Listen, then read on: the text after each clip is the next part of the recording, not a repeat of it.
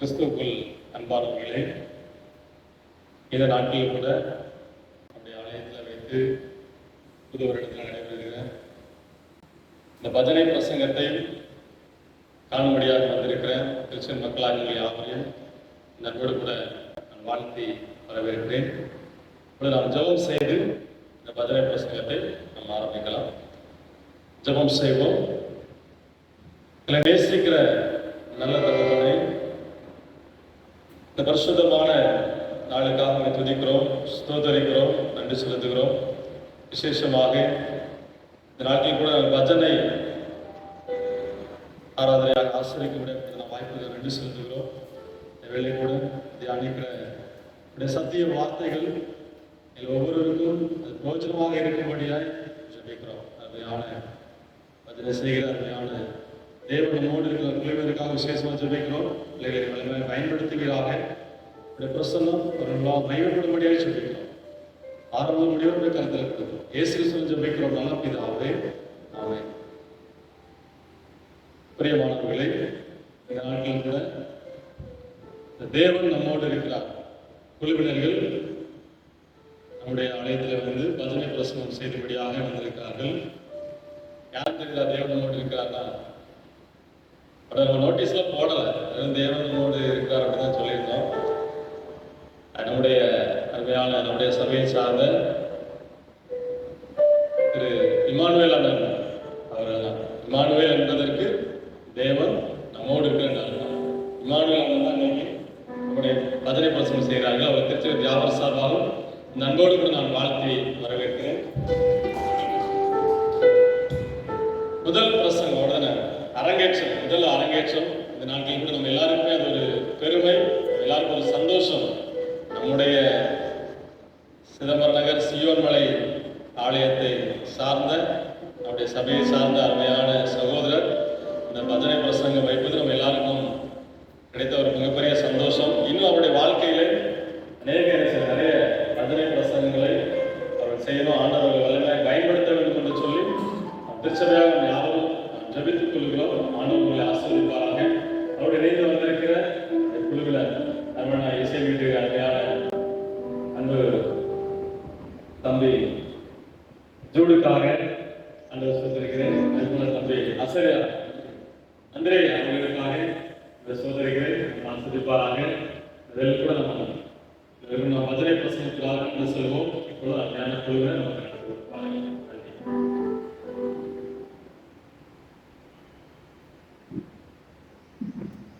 கிறிஸ்துவுக்குள் பிரியமானவர்களே, தேவனுடைய நாமம் மகிமைப்படுவதாக. இந்த நாளிலும் கூட எங்களுக்கு இந்த வாய்ப்பை அளித்த அருமையான உபதேச ஐயா அவர்களுக்கும் சேகர புருவானார் அவர்களுக்கும் சபையின் மூப்பர்கள் பெரியோர்கள் யாவருக்கும் எங்களுடைய குழுவின் சார்பாக நன்றிகளை தெரிவித்துக் கொள்கிறோம். ஒரு நிமிடம் நாம் தலைகளை தாழ்த்தி நம்மை ஆயத்தப்படுத்தி இந்த பிரசங்கத்திற்கு நேராக செல்வோம். எங்கள் அன்பின் பரலோக தகப்பனே, எங்களுடைய இருதயத்தின் தியானங்களும் மனதின் சிந்தனைகளும் உடைய சமூகத்தில் பிரீதியாக இருக்கட்டும். நீர் எங்களுக்கு இந்த நாளின் வார்த்தைகளை கற்றுத்தரும்படியாக ஜெபிக்கிறோம். இயேசுவின் மூலம் ஜெபிக்கிறோம் நல்ல பிதாவே, ஆமென். பிதா குமாரன் பரிசுத்த ஆவியின் நாமத்தினாலே ஆமென்.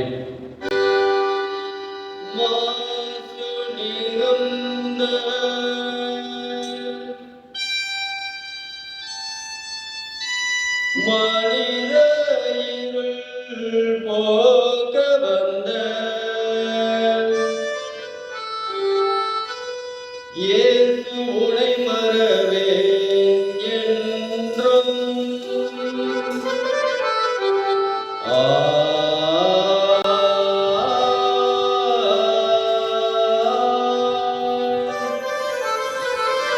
கண்ணி வழிமலர்ந்த கற்பகமே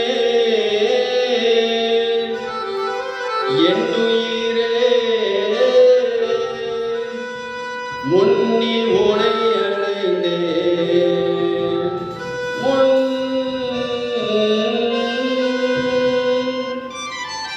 ஆணி அறைந்தவர்க்கும் அன்பான தெய்வமே தோணி எனக்கு நீயாவாய் தொடர்ந்து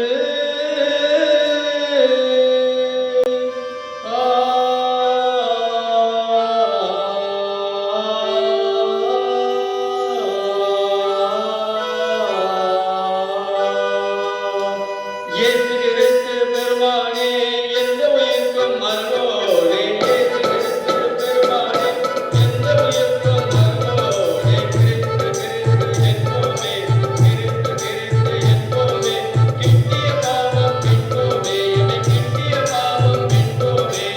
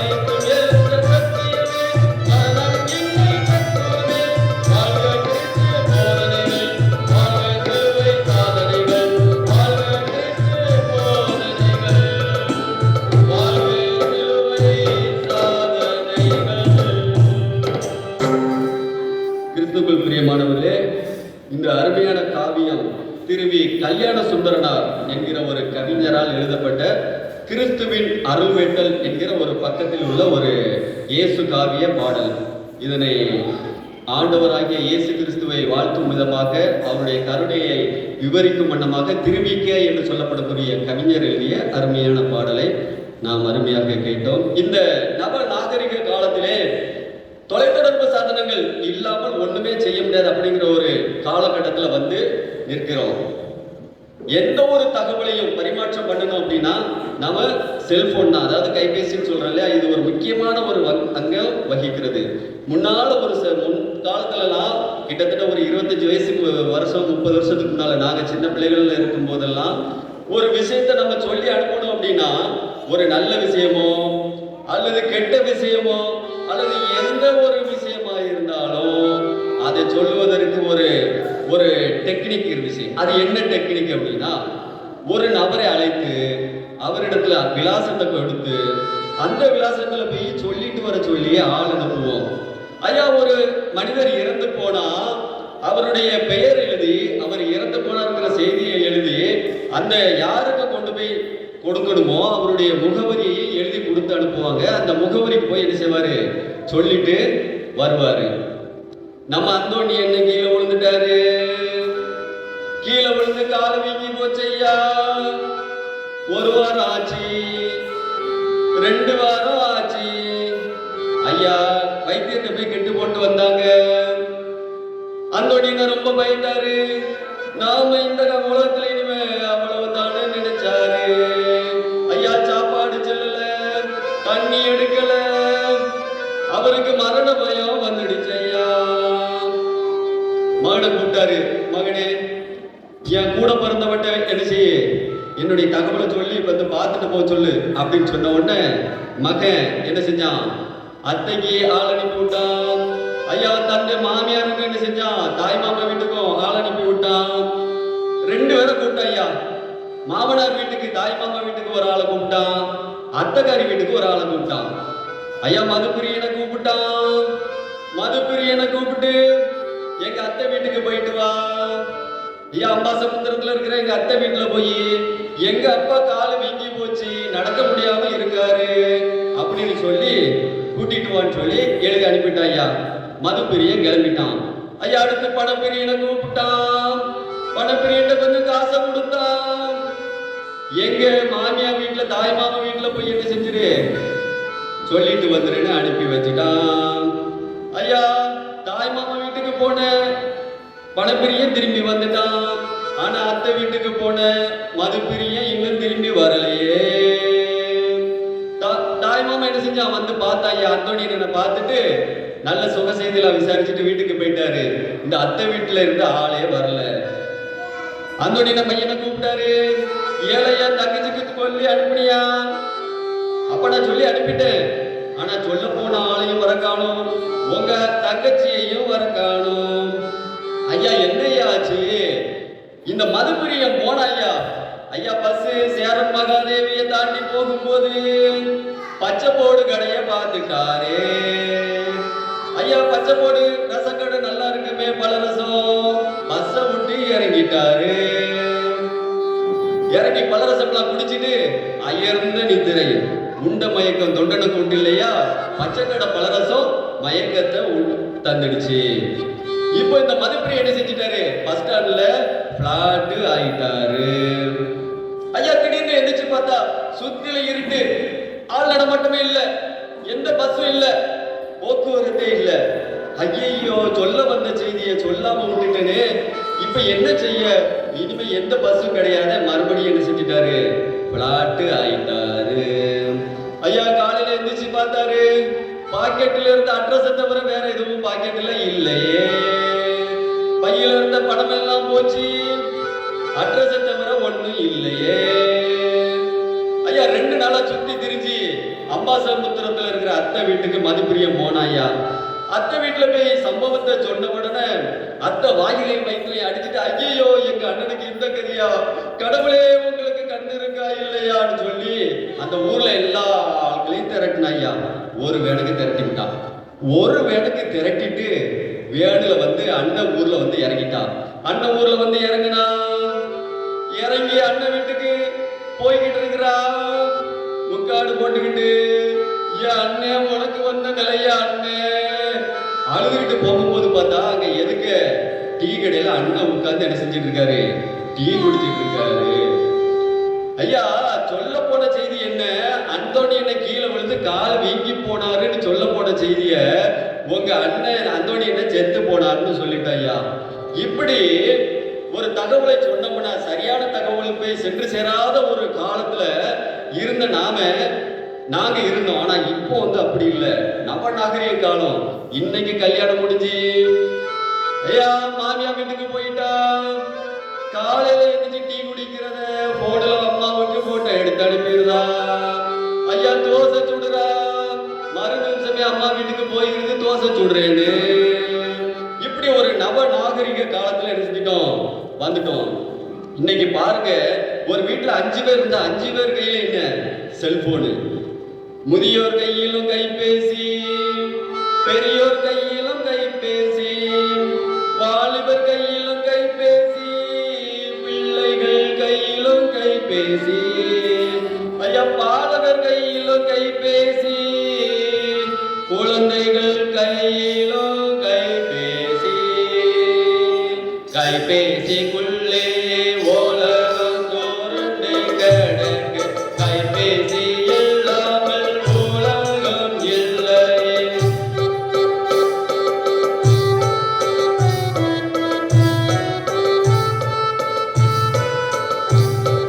பிறந்த குழந்தையும் கைபேசி பார்க்குது, மறிக்கும் மனிதரும் கைபேசி கேட்கிறான்.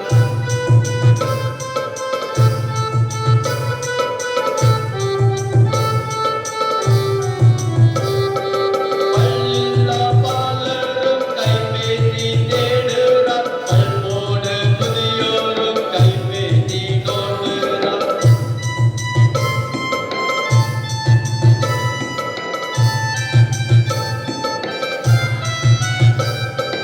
கதவை பூட்டவும் கைபேசி குறுஞ்செய்தி, மின்சாரம் இயக்கவும் கைபேசி கட்டளை.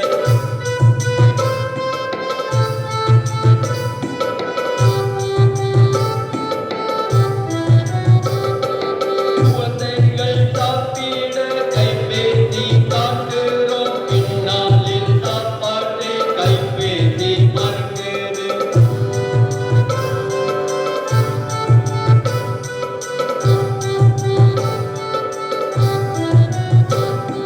நற்செய்தி சொல்லவும் கைபேசி உதவுது, தீயதை சொல்லியும் கைபேசி கெடுக்குது.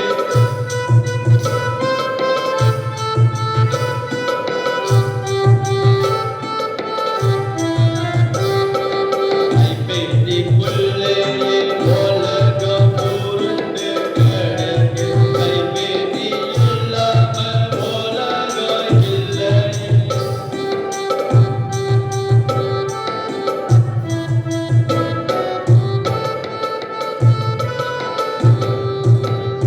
ஐயா, இன்னைக்கு நாம பார்க்க போற சரித்திரம் என்னன்னா, இது போல எந்த ஒரு நவநாகரிக வசதிகளும் இல்லாத, கைபேசி இல்லாத, தொலைத்தொடர்பு சாதனங்கள் எதுவுமே இல்லாத ஒரு காலகட்டத்தில் நடந்த ஒரு சம்பவத்தை தான் நாம பார்க்க போறோம். 2000 வருடங்களுக்கு முன்பதாக ஆண்டவராகிய இயேசு கிறிஸ்து இந்த உலகத்திலே மனிதனாக உலாவிக் கொண்டிருந்த போது நடந்த ஒரு சம்பவத்தை தான் நாம பார்க்க போறோம். ஐயா, யாரையா இது ஆவலா இருக்கீங்களா? யாரையா அந்த சரித்திரம் பார்ப்போம். யார் இவர் யாராரோ, இந்த சரித்திரம் யாரை பற்றியோ, தெரிந்தவருடனே சொல்லிவிட்டாலே பரிசு கொடுக்கப்படும்.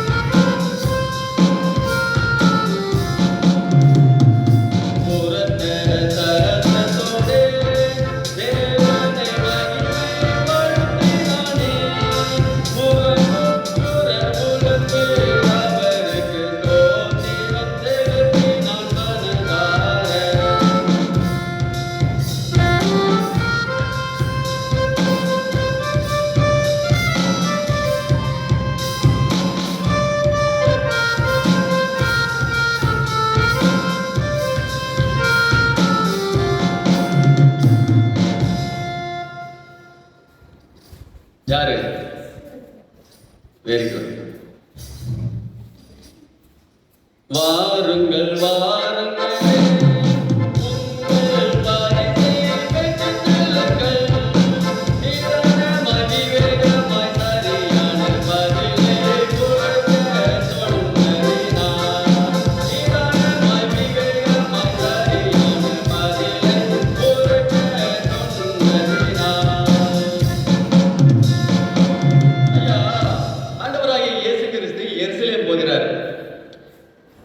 பாருங்க, அந்த அதிகாரத்தை வாசித்து பார்த்தோம்னா அதுல ஒரு சின்ன குழப்பம் ஏற்படும். யாருக்கு குழப்பம் ஏற்படும்னா, இந்த சம்பவத்தை பார்க்கறதுக்கு முன்னால இந்த இஸ்ரவேல் தேசம் எப்படி இருந்தது, இந்த ஏரியா எல்லாம், அந்த யூதேயா, சமாரியா, கலிலேயா இதெல்லாம் எங்கெங்க இருக்கு அப்படின்னு சொல்லி தெரிஞ்சவங்களுக்கு இங்க ஒரு குழப்பம் ஏற்படும். ஐயா, நம்ம திருநெல்வேலியில இருக்கோம். கன்னியாகுமரிக்கு போகணும்னு என்ன செய்வோம்?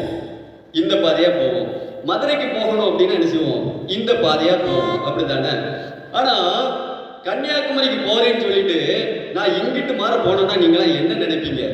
என்னடா இவர் கன்னியாகுமரிக்கு போறேன்னு சொல்லிட்டு மதுரைக்கு போறாரு, அப்படித்தானே நினைப்போம். இங்க பாருங்க, சொல்லப்பட்டிருக்குது, ஆண்டவராகிய இயேசு கிறிஸ்து எருசலேம் போகிறார். எப்படி போகிறாராம்? சமாரியா கலிலேயா வழியாக எருசலேம் போகிறாராம். இப்போ இந்த யூதேயா எங்க இருந்துச்சு, எருசலேம் எங்க இருந்துச்சு அப்படின்னு பார்த்தோம்னா, இஸ்ரவேல் தேசத்துல கீழே அடிப்பகுதி, தென் பகுதி, அது யூதேயா தேசம், அது எருசலேம் இருக்கிற பகுதி. மேல இருக்கிறது கலிலேயா அப்படிங்கிற ஒரு பகுதி. இந்த இரண்டுக்கும் இடைப்பட்ட பகுதி சமாரியா, சமாரியர்கள் இருந்த பகுதி. பாருங்க, இஸ்ரவேலர்களுக்கு இந்த சமாரியர்களை கண்டா அருவருப்பா இருக்குமாயா.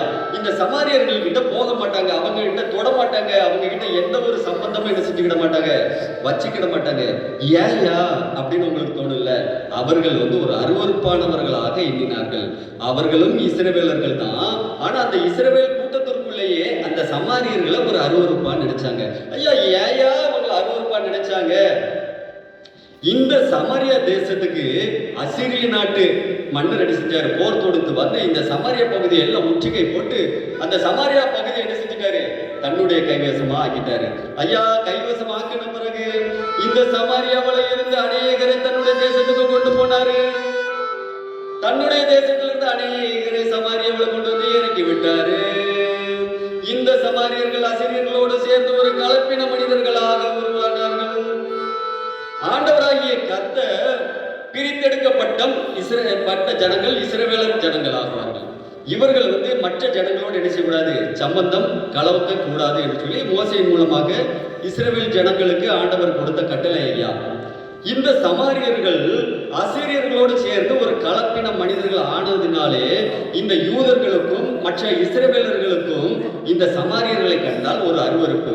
அவர்களிடத்தில் பேச மாட்டார்கள். அவர்களை ஒதுக்கி வைத்தது போல என்ன செய்வாங்க? இருப்பாங்க. அவங்க ஊர் வழியா கூட என்ன செய்ய மாட்டாங்க? போக மாட்டாங்க.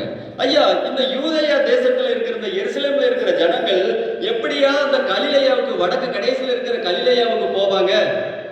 இந்த 3 பட்டணங்களுக்கு, இந்த தேசத்துக்கு கீழ் பக்கமா யோர்தான் அப்படிங்கிற ஒரு நதி வடக்கே இருந்து தெற்க போகும். இந்த யோர்தானுக்கு அந்த பக்கம் மோசே இருக்கும் போதே 2.5 கோத்திரத்துக்கு பிரித்து கொடுக்கப்பட்ட தேசம் இருக்கு இல்லையா, பட்டணம் இருக்கு இல்லையா. இந்த யூதேய தேசத்து எருசலேம் ஜனங்கள் எல்லாரும் என்ன செய்வாங்கன்னா, இந்த யோர்தானை கடந்து அந்த பக்கத்துக்கு போய் அப்படியே வடக்க போய் மறுபடியும் யோர்தானை கடந்து என்ன செய்வாங்க? கலிலேயா தேசத்துக்குள்ள, பட்டணத்துக்குள்ள வருவாங்க. இந்த சமாரியர்களை அருவருத்தார்கள்.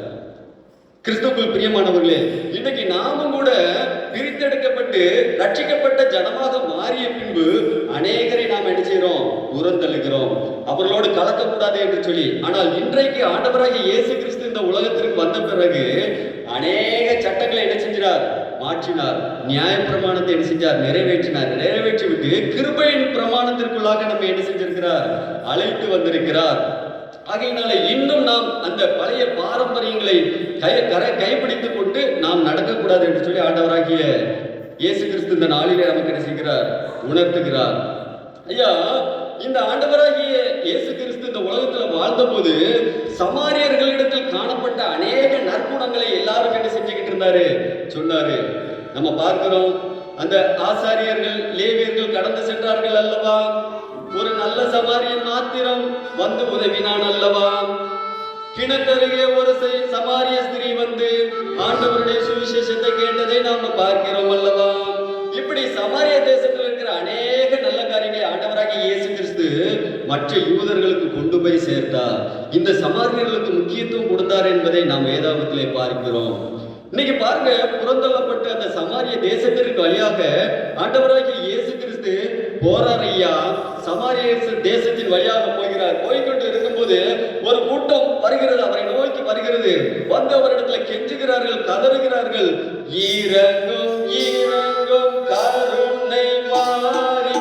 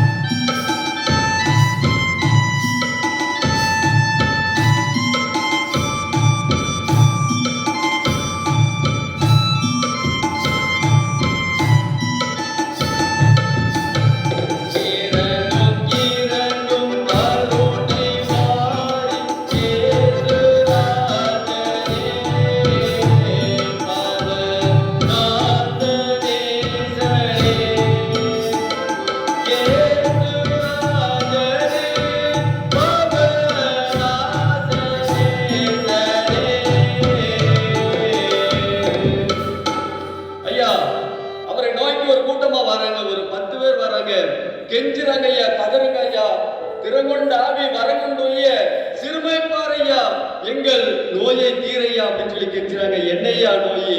அவங்க அவங்களுக்கு குஷ்டரோகம், தொழுநோய் ஐயா. அவங்க சரீரம் முழுவதும் தொழுநோயா இருந்துச்சு. இந்த ரோகம் எப்படி வந்துச்சோ தெரியல, இது ஏன் வந்துச்சோ தெரியல. ஐயனே இயேசுவே இறங்கும் ஐயா, இறங்கும் ஐயான்னு சொல்லி கத்திக்கிட்டே வராங்க, கதறிக்கிட்டே வராங்க. ஆனா பக்கத்துல வரல, தூரத்துல நின்றுட்டு கத்துறாங்க. ஐயா ஏன் ஐயா பக்கத்துல வரல?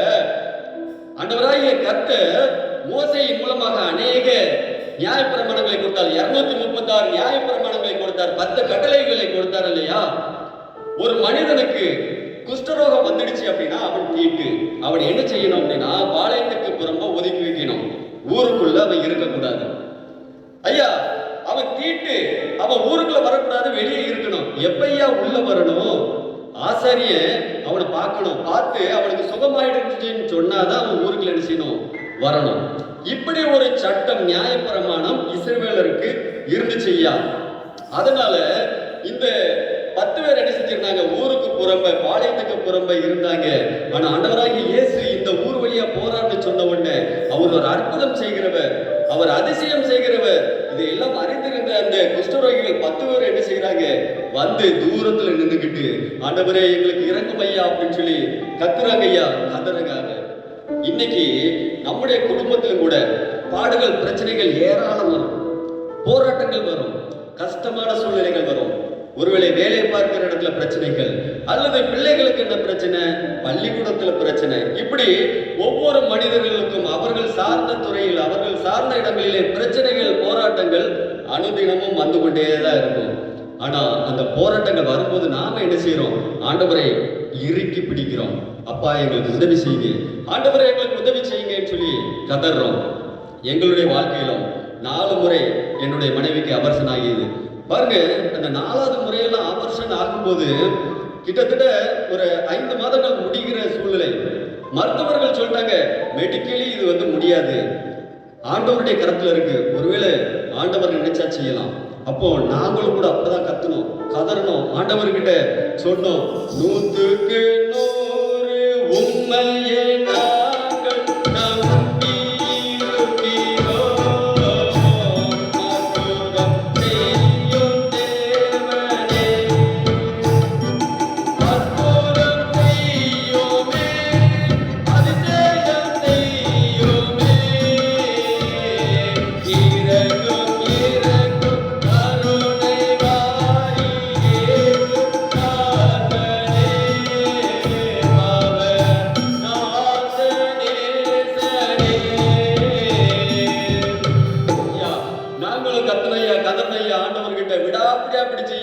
ஆனாலும் ஆண்டவர் எங்களுக்கு சொன்னது நோ. கிறிஸ்துவுக்குள் பிரியமானவர்களே, அநேக நேரங்களிலே நாம் வந்து நம்முடைய பார்வைக்கு சரியானதை நாம் கேட்போம். ஆனால் தேவன் தம்மிடத்தில் அன்பு கூறுகிறவர்களுக்கு சகலத்தையும் நன்மைக்கு இதுவாகவே செய்திருக்கிறார் என்று சொல்லி வேதாகமம் சொல்லுகிறது. தேவரீர் சகலத்தையும் செய்ய வல்லவர், நீர் செய்ய நினைத்தது தடைபடாது என்று சொல்லி வேதாகமத்திலே நாம் பார்க்கிறோம். இது எங்களுடைய வாழ்க்கையிலும் நடந்த ஒரு சம்பவம். எங்களுடைய திருமணம் 2005ஆம் வருடம் முடிந்தது. கிட்டத்தட்ட 12 வருடங்கள் பாடுகள், பிரச்சனைகள், போராட்டங்கள், ஒவ்வொரு மாதமும் தேவனிடத்தில் எதிர்பார்த்து எங்களுக்கு வேதனையாகவே 12 வருடங்கள் கடந்தது. ஆனாலும் அதை வேதனையாக எண்ணவில்லை. கர்த்தருக்காக பவுல் எண்ணியது போல உலக லாபங்கள் எல்லாவற்றையும் நஷ்டமாகவும் குப்பையாகவும் எண்ணி ஆண்டவரை ஸ்தோத்திரித்து எங்களுடைய வாழ்க்கையிலே நடந்து கொண்டே இருந்தோம். 2017 என்னுடைய உடன்பிறந்த சகோதரி அவர்கள் என்ன செய்வாங்கன்னா, ஒவ்வொரு வருடமும் 1ஆம் தேதி எனக்கு ஃபோன் பண்ணிடுவாங்க. ஃபோன் பண்ணி ஒருவருக்கு ஒருத்தர் ஒரு வாழ்த்துக்களை பரிமாறிக்கொள்வோம். அநேக காரியங்களை நாங்கள் ஒருவருக்கு பேசிக்கொள்வோம். அப்படி பேசிக்கொண்டு இருக்கும்போது கிட்டத்தட்ட 1 மணி நேரம் எங்களிடத்துல பேசுவார்கள் அந்த 1ஆம் தேதி மட்டும். அப்போ 2017 1ஆம் தேதி என்னுடைய சகோதரியின் இடத்துல வாக்குத்தத்த வார்த்தைகளை பகிர்ந்து கொள்ளும்போது எனக்கு இனம் புரியாத ஒரு வேதனை, மனதுக்குள்ளே ஒரு புழுக்கம், என்னுடைய மனதின் வேதனைகள் எல்லாவற்றையும் சகோதரத்திலே கொட்டினேன். அப்போது அவர்கள் சொன்னார்கள், வருத்தப்படாத, கவலைப்படாத, இந்த வருடம் ஆண்டவர் நிச்சயமாக உன்னை ஆசீர்வதிப்பார், உன்னை உயர்த்துவார், உன்னை வாழாக்காமல் தலையாக்குவார் என்று சொல்லி வாக்குத்தத்தங்களை சொன்னார். அப்ப நானும் வேண்டாம் வெறுப்பாக அதை ஏற்றுக்கொண்டு, ஆண்டவர் தருவார், நிச்சயமா தருவாரு, ஆனா அதை தரக்கூடிய காலகாலத்துல தந்தாதானே நாங்களும் பிள்ளையை வளர்த்து ஒரு ஆளாக்க முடியும். எங்களுக்கெல்லாம் வயது முடிந்ததுக்கு அப்புறம், எங்களுக்கு பலனற்று போனதுக்கு அப்புறம் ஆண்டவர் ஒரு பிள்ளையை தந்தா அதை எப்படி நாங்க வளர்த்து எப்படி ஆளாக்குறது என்று சொன்னேன். அப்போது அவர் சொன்னாரு, ஆபிரகாமுக்கு வயது சென்றதுக்கு அப்புறம் அவனுக்கு கொடுக்கலையே ஆண்டவர், அந்த பிள்ளையை வளர்ப்பதற்கு பலன் கொடுக்கலையா? நீ சகரியாவை பாரு, எப்படி வளர்த்தாங்க. அதனால நீ கவலைப்படாத, உன்னுடைய பிள்ளையும் ஆண்டவர் வளர்ப்பார் அப்படின்னு சொல்லி ஒரு வாக்குத்தத்த வசனத்தை சொன்னாங்க. இருந்தாலும் என்னுடைய மனம் ஆறுதல் அடையவில்லை, தேர்தல் அடையவில்லை. நேராக வந்து நம்முடைய ஆல்டருக்கு வந்து முழங்கால் படியிட்டு ஆண்டவர் இடத்துல ஜெபம் செய்தேன். என்னுடைய வாயிலிருந்து வார்த்தைகளே வரவில்லை. கண்ணீர் தாரை தாரையாக 10 நிமிடங்கள் கண்ணீர் வடித்து கொண்டே இருந்தேன். என்ன பேச, எப்படி பேச என்று சொல்லி செல்லவில்லை, எனக்கு தெரியவில்லை. ஆகையினால அமைதியாக கண்ணீர் மாத்திரம் வடித்துக் கொண்டு இருந்தேன். ஏன் அப்படின்னா, ஆண்டவராகிய இயேசு கிறிஸ்துவின் இடத்திலே நான் என்னுடைய வாழ்க்கையில எந்த ஒரு காரியத்தையும் அடம்பிடித்து கேட்டதே இல்லை. ஆண்டவர் எனக்கு என்ன தர சித்தம் வைத்திருக்கிறாரோ அதே என்னுடைய வாழ்க்கையிலே அவர் தரட்டும் என்று சொல்லி நான் இருக்கக்கூடியவன். ஏனென்றால் வேதாமத்தை வாசித்து பார்க்கும்போது, அநேக வேத பாத்திரங்களை பார்க்கும்போது ஆண்டவர் தாமாக கொடுத்த எல்லா காரியங்களிலும் ஆசீர்வாதம் அளவு இல்லாமல் இருக்கும். ஆனா அநேகர் பாருங்க, அடம் பிடித்து விடாப்பிடியாக பெற்றுக்கொண்ட ஆசீர்வாதங்கள் ஆண்டவர் கொடுத்து விடுவார். விடாப்பிடியாக நாம் கேட்கும்போது ஆண்டவர் நிச்சயமாக நம்முடைய ஜெபத்தை கேட்டு நமக்கு தந்து விடுவார்.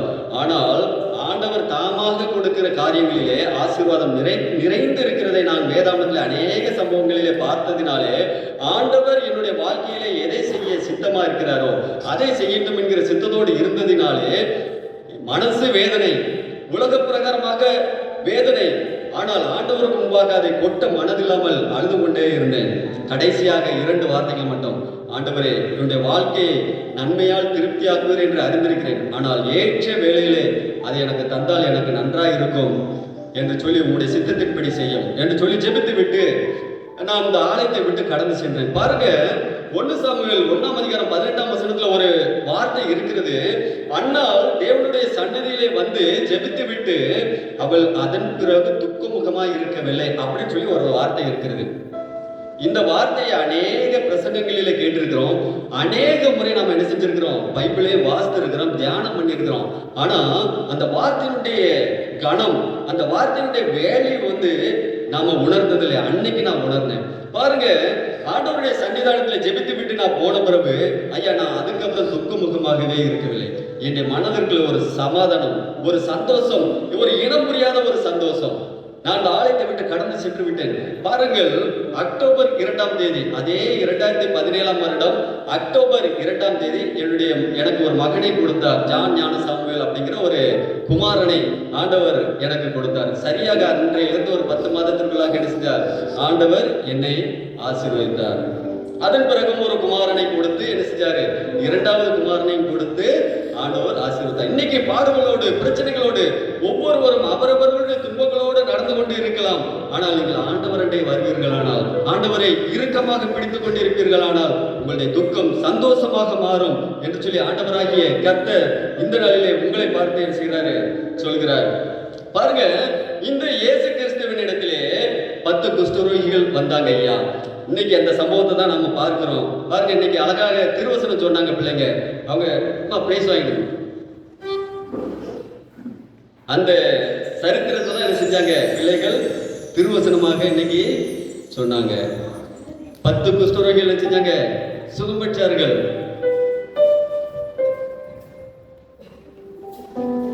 கர்த்தர் உங்களை ஆசீர்வதிப்பார்.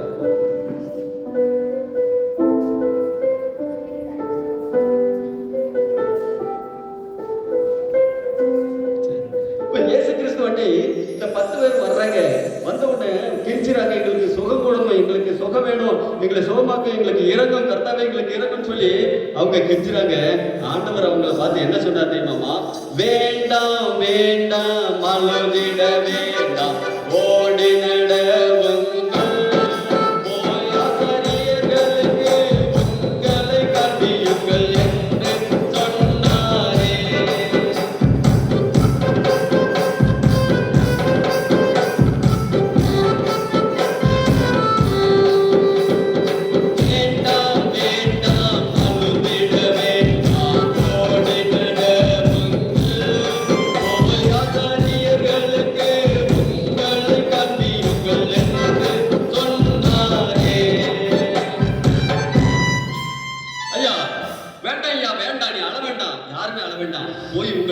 உங்களை ஆசாரியர்களுக்கு காண்பீங்கள், ஏழைய ஆசாரியர்களுக்கு காண்பீங்கள். காண்பீங்கள். நாம முன்னாலே பார்த்தது மாதிரி அவன் சுகமாயிட்டான்னு சொல்லி ஆசாரியன் சொன்னாதான் அவன் சுத்தமானவனாக கருதப்படுவான்.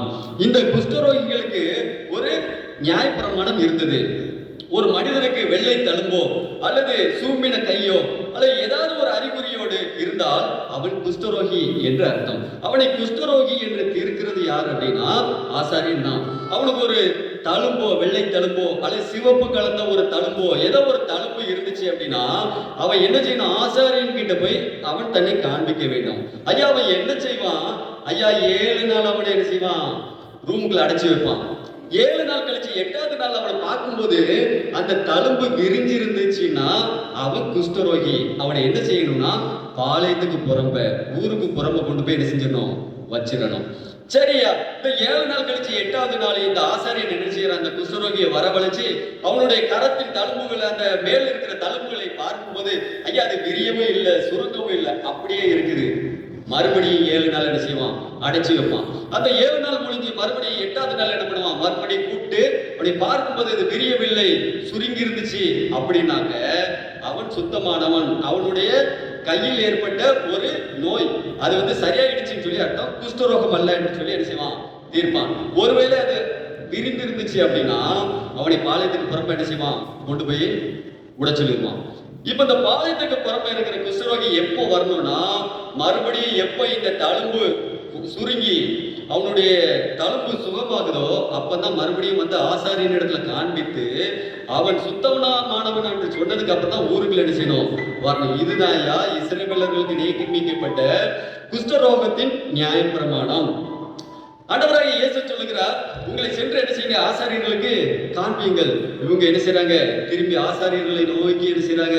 போகிறாங்க. ஐயா போற பாதையிலே அவங்க சுத்தமானாங்க அப்படின்னு சொல்லி சொல்லுது.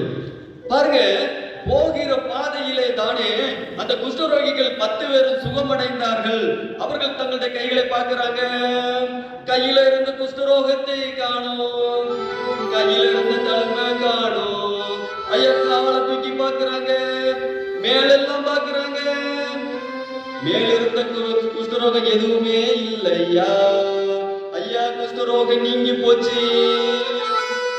நீங்கி போன உடனே ஒரு குஷ்டரோகி மறு குஷ்டரோகியை பார்க்கிறான், மறு குஷ்டரோகி இன்னொரு குஷ்டரோகியை பார்க்கிறான்.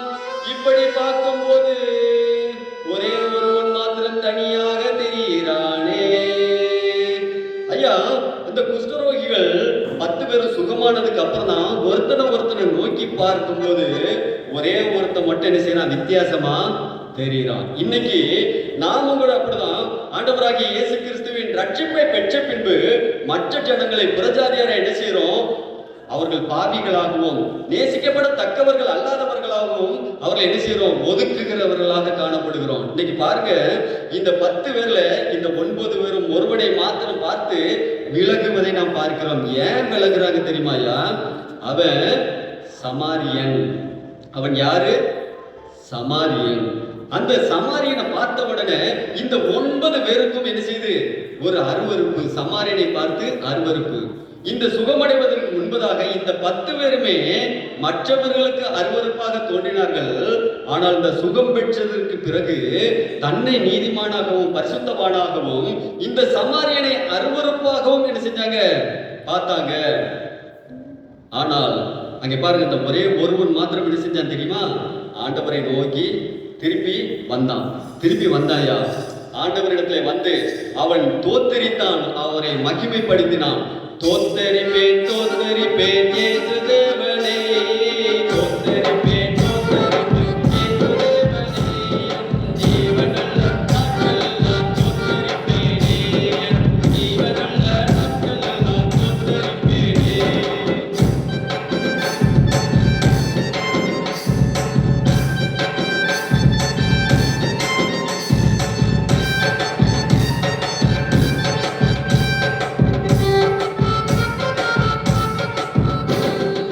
அவன்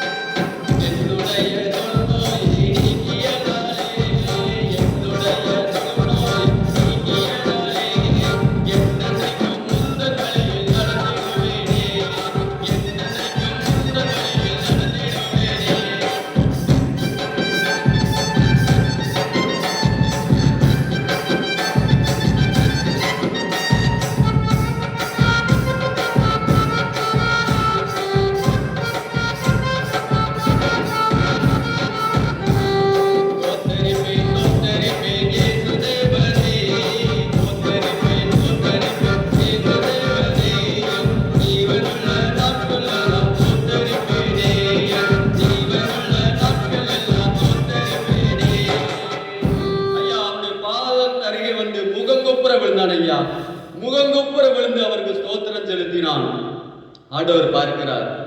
ஆண்டவராகிய இயேசு கிறிஸ்து பார்க்கிறார். முகங்குப்புற விழுந்த மனிதரை பார்க்கிறார். அவன் சமாரியன்.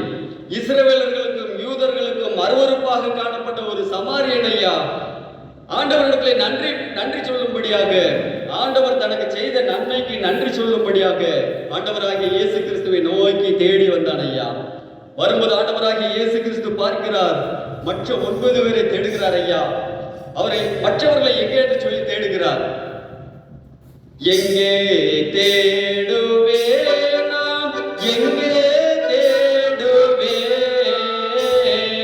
எங்கே தேடுவே நான், எங்கே தேடுவே, என்னிடம் சுகம் பெற்ற மக்களை எங்கே தேடுவே, என்னிடம் சுகம் பெற்ற மக்களை எங்கே